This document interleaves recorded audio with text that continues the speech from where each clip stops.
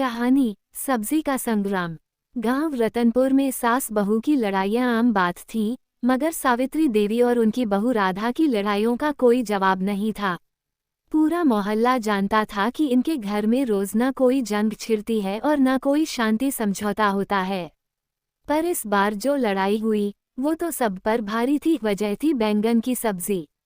शुरुआत रविवार की सुबह थी। पंडित रामप्रसाद के घर से माइक पर भजन बज रहे थे, बच्चे पतंग उड़ा रहे थे और सावित्री देवी अपने आंगन में बैठकर मटर छील रही थीं। तभी राधा रसोई से निकली और बोली, अम्मा जी, आज मैंने भरवा बैंगन बनाए हैं, बहुत टेस्टी हैं। सावित्री देवी के कान जैसे गर्म हो गए। क्या फिर से बैंगन? राधे, मैंने तो कहा था कि आज आलू परवल की सब्जी बनाना। तुझे कुछ समझ नहीं आता, राधा ने मुस्कराते हुए कहा। पर अम्मा जी, बैंगन कल ही लाए थे बाजार से, खराब हो जाते तो फेंकने पड़ते। बस यहीं से जंग का बिगुल बज गया। सब्जी से शुरू, रिश्ते तक। अब मुझे सिखाएगी तू कि क्या पकाना चाहिए? सावित्री देवी की आवाज तेज हो गई। नहीं अम्मा जी, मैं तो बस कह रही थी कि बैंगन भी तो सब्जी ही है, क्या फर्क पड़ता है? राधा ने भी तर्क दिया। फर्क पड़ता है। मुझे बैंगन नहीं पसंद, मेरे बेटे को भी नहीं पसंद। तू जानबूझकर करती है न ये सब? सासू माँ ने आंखें तरेर दी। अरे अम्मा जी, जब शादी हुई थी तब तो आपने ही कहा था कि राधा बहुत अच्छा खाना बनाती है। राधा ने पलटवार किया। वो तब की बात थी जब तू चुपचाप रहती थी, अब तो हर बात में जुबान चलाती है। तू मैं। झगड़ा बढ़ता गया। अब मटर की जगह शब्दों की गोलियां चल रही थीं। रसोई का माहौल ऐसा था जैसे कोई युद्ध क्षेत्र हो। प्लेटें खड़खड़ा रही थीं, ढक्कन गिर रहे थे और पड़ोसनें खिड़की खोल खोल कर तमाशा देख रही थीं। राधा ने गुस्से में कहा, ठीक है, अब से खाना आप ही बनाइए, मैं तो हाथ भी नहीं लगाऊंगी। सावित्री देवी ने भी तुनक कर कहा, बहू नहीं, बहस की मशीन है ये, जब देखो तब तर्क वितर्क। पति की स्थिति। इसी बीच दिनेश, सावित्री देवी का बेटा और राधा का पति, दफ्तर से लौटा। घर का माहौल देख उसने धीरे से दरवाजा खोला और कमरे में घुसने ही वाला था कि दोनों महिलाओं ने उसे घेर लिया। बोल बेटा, तुझे बैंगन पसंद है या नहीं?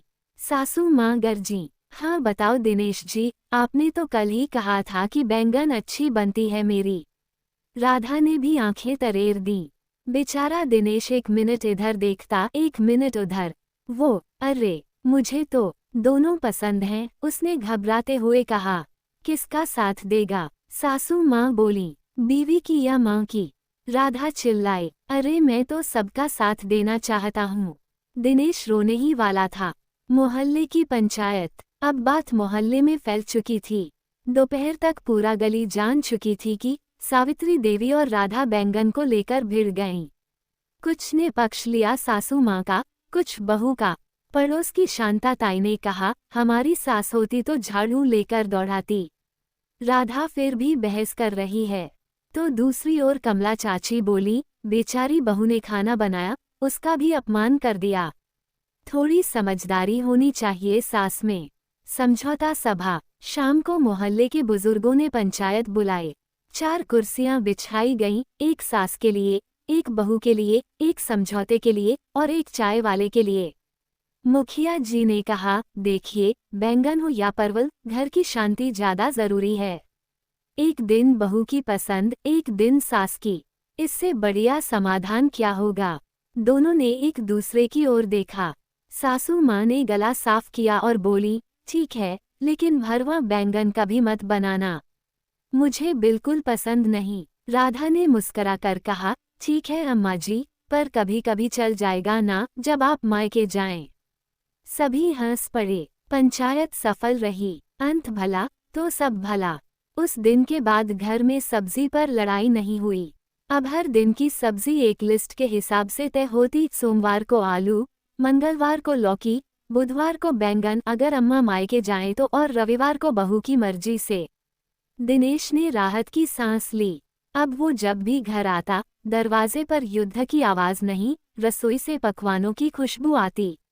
और मोहल्ले वालों को एक नया किस्सा मिल गया, बैंगन की लड़ाई, जो आने वाले कई सालों तक बताई जाती रही। शिक्षा। रिश्तों में समझदारी, संवाद और थोड़ी हास्य भावना हो तो सबसे बड़ी जंग भी एक सब्जी से हल हो सकती है।